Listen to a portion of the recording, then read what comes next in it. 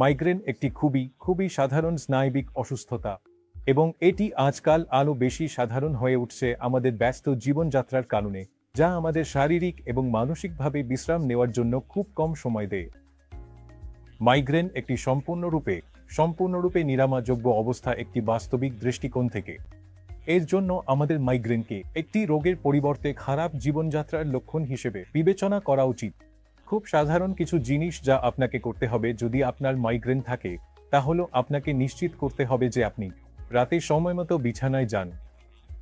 আদর্শ রাতের খাবারের সময় রাত 7:30। আদর্শ সময় যখন মোবাইল, টিভি, কম্পিউটার, লাইট বন্ধ হয় রাত 8:30। রাত 9টার মধ্যে বিছানায় যেতে হবে। আপনি রাত 9:30 এ ঘুমাতে পারেন বা রাত 3:30 এ ঘুমাতে পারেন, তা কোনো ব্যাপার নয়।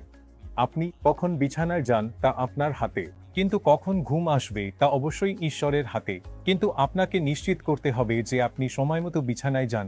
অনুগ্রহ করে নিশ্চিত করুন যে আপনি সময়মতো খাবার গ্রহণ করেন। খাবারের পরিমাণ কোনো ব্যাপার নয়, কিন্তু অনুগ্রহ করে নিশ্চিত করুন যে এটি সময়মতো আসে, কারণ উপবাস এবং ক্ষুধা নিজেই একটি গুরুতর মাইগ্রেনের কারণ।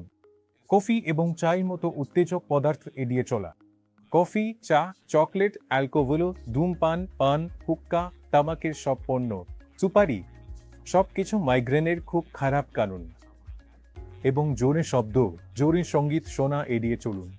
আমার পরামর্শ হবে, যদি আপনি মাইগ্রেনের রোগী হন তবে হেডফোন সম্পূর্ণরূপে এড়িয়ে চলুন।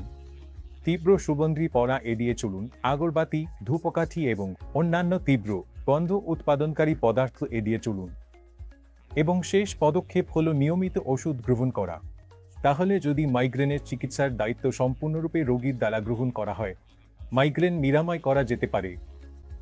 যদি আপনি মনে করেন যে মাইগ্রেন কিছু ওষুধের মাধ্যমে নিরাময় করা যায় এবং নিউরোলজিস্ট যতই যোগ্য হোক না কেন, আপনি অবশ্যই হতাশার সম্মুখীন হবেন।